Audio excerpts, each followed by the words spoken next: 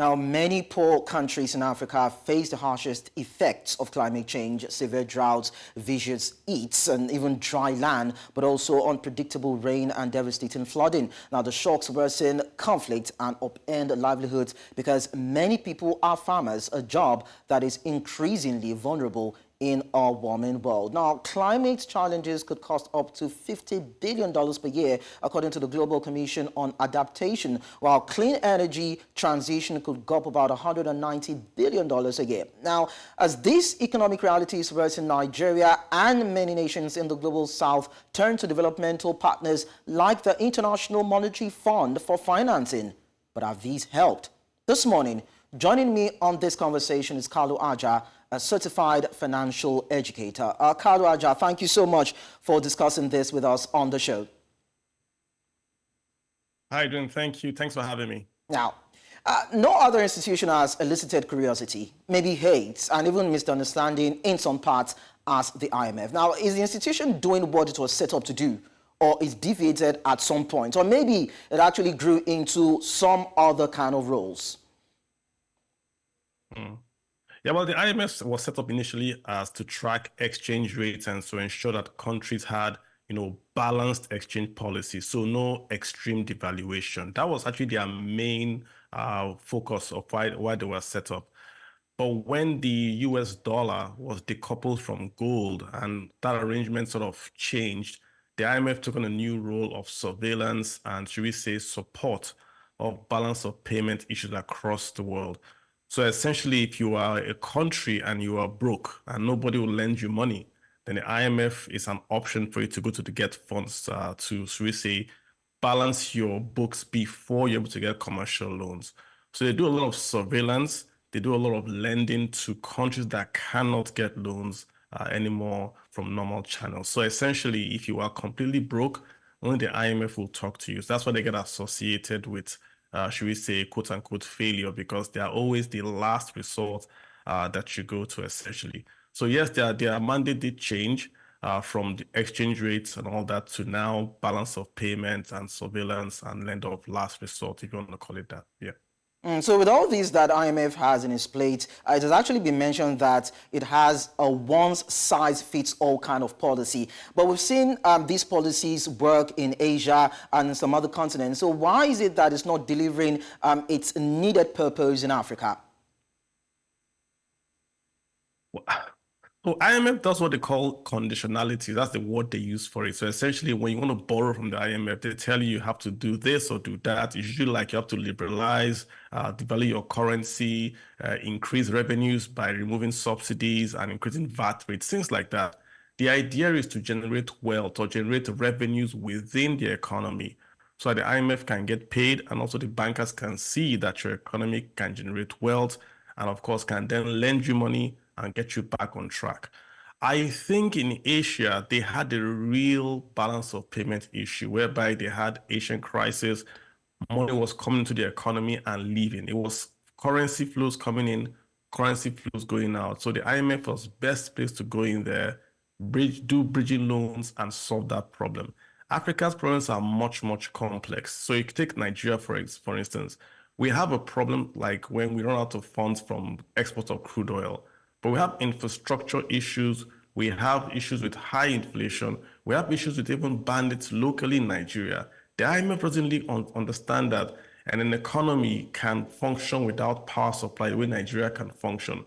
So they can't really just bring in cash into the country and then things just change and get well. Even if you bring in $100 million into Nigeria, you still have no power supply, you still have bandits, you still have poor infrastructure.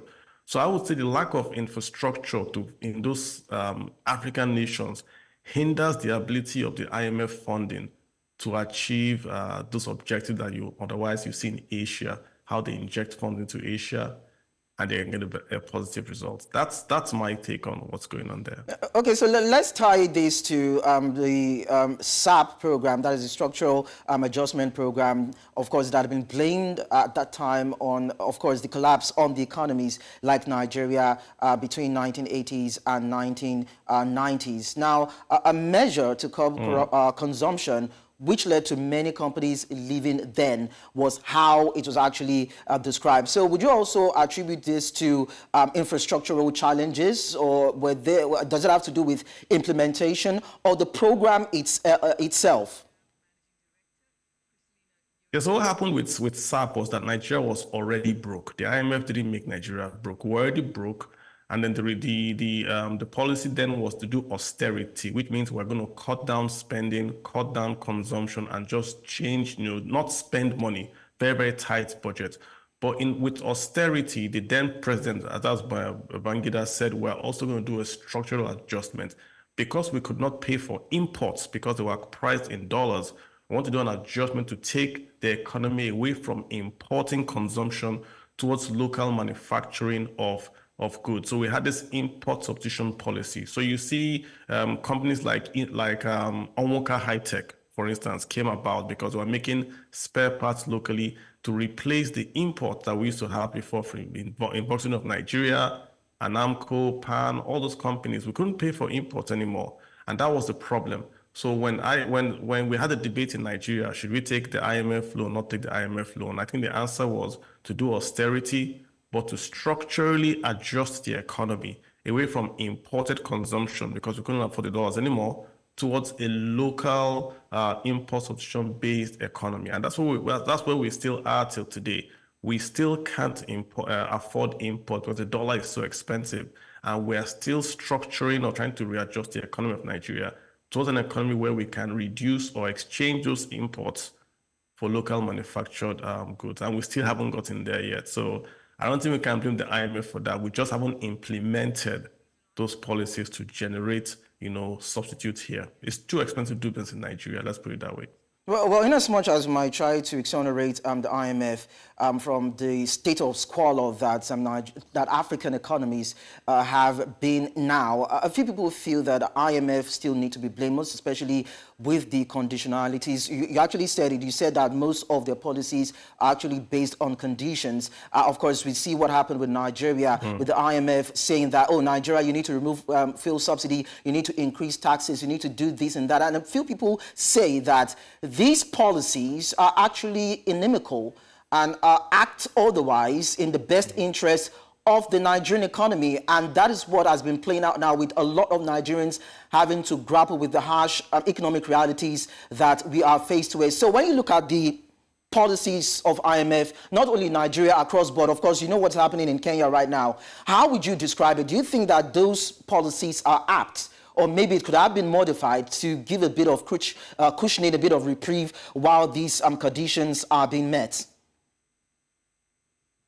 Well, see, the problem is really that it's a balance of payment issue. In other words, you are broke. So when you are broke, you're generating no revenues. That's why you cannot get loans from the normal commercial sources as a nation. So you run to the IMF. So that's the point we must understand, that you are already broke when you go to the IMF. Then IMF says, okay, if you're broke, how are you going to repay loans if we give you a loan? We've got to go back to your country and remove what's making you broke. Maybe you are overpaying salaries, or you are not maximizing your fiscal, i.e. your tax revenues, or you are just maybe running your government in a way that creates waste. So IMF comes in and says, remove the waste, focus on raising more revenues. Those things are very painful to the economy. So if you come to Nigeria, where we used to have a lot of subsidy on PMS, IMF says, remove the subsidy on PMS. Why? Because you are broke. You can't afford it. If you are not broke, you can keep the subsidies. So the subsidies are not the problem. The problem is that we can no longer afford the subsidies because you are broke. So who caused us to be broke? The Nigerian leadership. That's the problem. We cost. Sorry, I'm very sorry to barge in, but I just need to, let's set the record straight. Of course, we've seen speculations a couple of weeks, or should I say months back, whereby it's been said that the Nigerian government is still paying subsidies backdoors. So how do we set that record straight? How do we ensure, how do we balance it?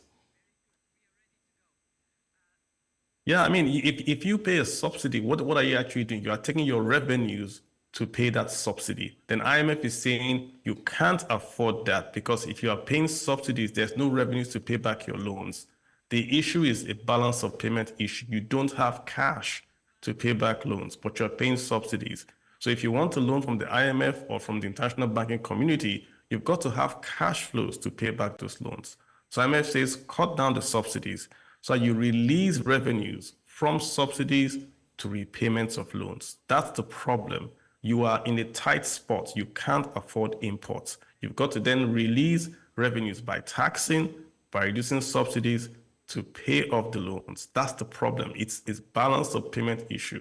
So the IMF itself is like a credit, it's like a bank. The World Bank is not, it's development. The IMF is focused on short-term lending to get you out of that rut into where your economy can then borrow normally from the international creditors. So it's like taking chloroquine for malaria. Chloroquine is very bitter, but you've got to take it to get well.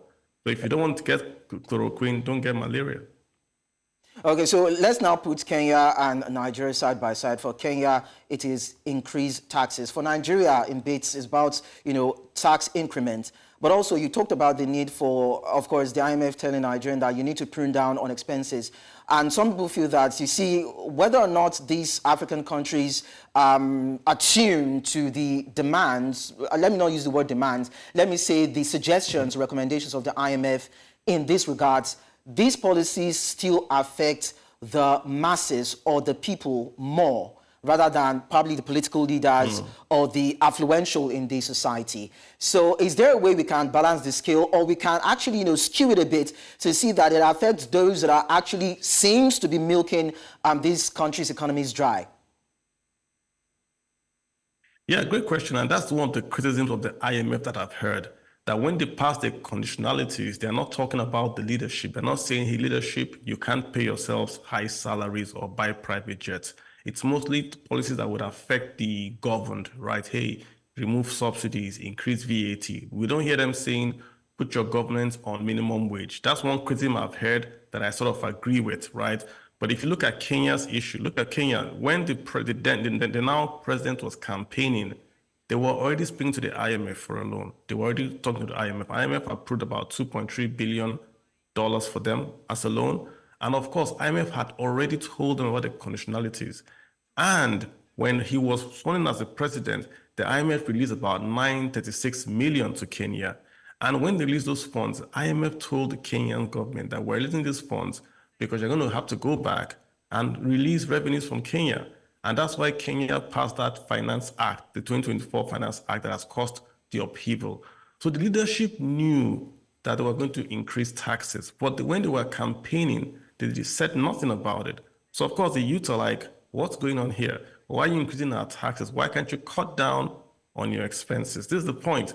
IMF didn't make Kenya go broke. Kenya was broke, then went to the IMF. So we've got to maybe hold ourselves a bit accountable and say, why do we go broke? Why can't we cut down expenses?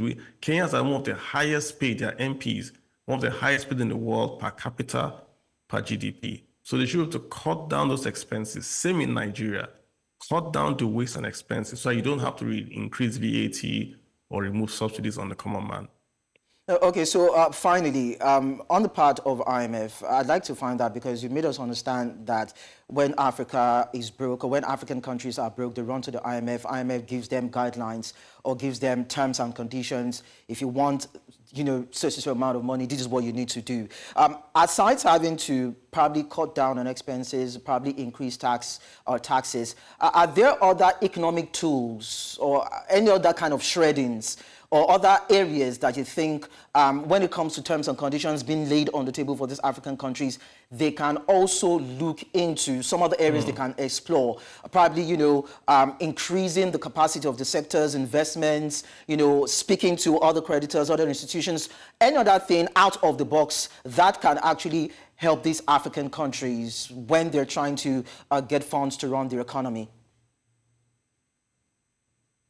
Yeah, so again, think of IMF as a stopgap and time buyer. When you go to the IMF, they buy you time. So you are broke, you can't go bankrupt. You can't become like a Sri Lanka where you have no cash whatsoever. So IMF buys you time to do reforms. It's like bankruptcy. You're about to go bankrupt, then IMF gives you a loan, you reform your economy, then you come out stronger. So essentially, the way to do this is to reform the entire economy and grow the economy so that you grow revenues from taxing a wider base. In Africa, because the economies in Africa are not as robust as the ones in Asia, when we increase taxes, we are increasing tax on a smaller base. So that tax hit is larger.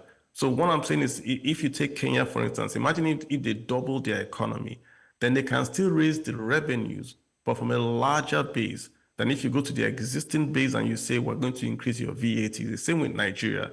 And that's the problem. So IMF gives you what they call PSI, policy support. They give you information like policy assistance, training on how you can turn around your economy. Most of these things we talk about are very harsh, but they are harsh because you've got to go back to the commercial lenders after you pass the IMF framework and say, we've gone through this bankruptcy in quote, and we're better off now want to lend, want to borrow from you. Without that process, nobody will lend to you because you haven't really solved the problem.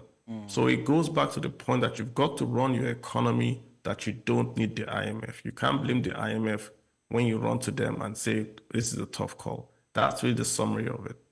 And I think it's going to be, oh, it has actually been a bit of a challenge for African economies because most of these economies are actually dominated by the informal sector. Maybe there's a mechanism or something that can be done in that regard. Kalu Aka, a Certified Financial Educator. It was nice talking to you. Thank you so much. Thank you.